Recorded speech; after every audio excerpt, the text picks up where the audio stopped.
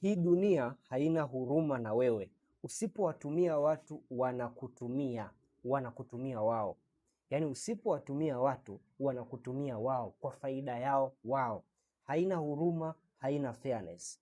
Dark Psychology and Manipulation. Tunachambua kitabu hiki, tunaangalia mbinu za muhimu zilizopo katika kitabu hiki. Mbinu ambazo zinatumika na watu wajanja kuwa control watu wengine. Na mbinu hizi zisikilize kwa makini, kwa sababu itakusaidia kwanza kujiondoa katika mikono ya wajanja kutumika, lakini vile vile kuzitumia mbinu hizi pale ambapo wewe unahitaji kitu fulani. Hello, mimi naitwa Mfaume Hassan na hii ni Siri za Vitabu.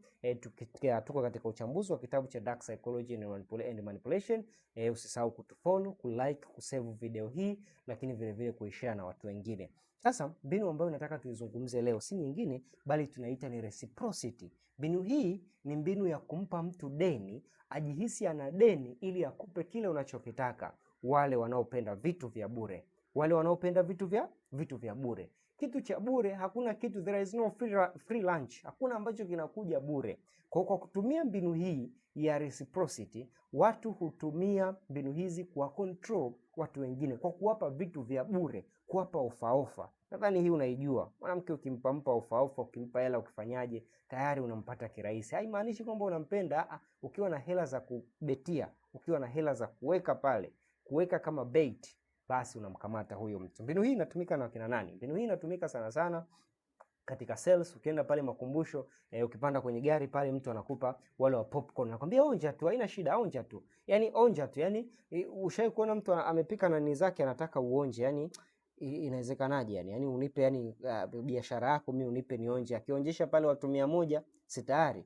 Kwa nini anawaonjesha? Ni kwa sababu anawapa free lunch ili wajihisi wana deni. Ukishaonja tu unajihisi una deni, ni tamu. Ukishasema ni tamu, hapo anakuganda.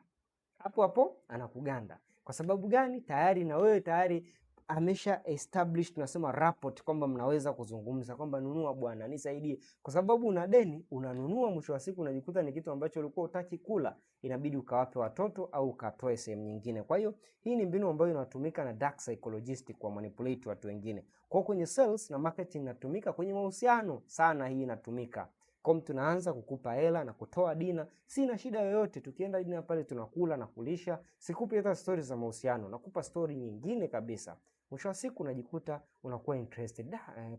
Ananijali sana. Una matatizo yako, mtu anakupiga hela, kupa hela na kusaidia.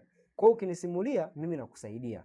Mwisho wa siku kumbe nilikuwa na intention yangu, una comply. Nikisema na leta request yangu hauwezi kunikatalia kwa sababu una deni tayari. Mimi naitwa Mfaume Hassan na hii ni Siri za Vitabu.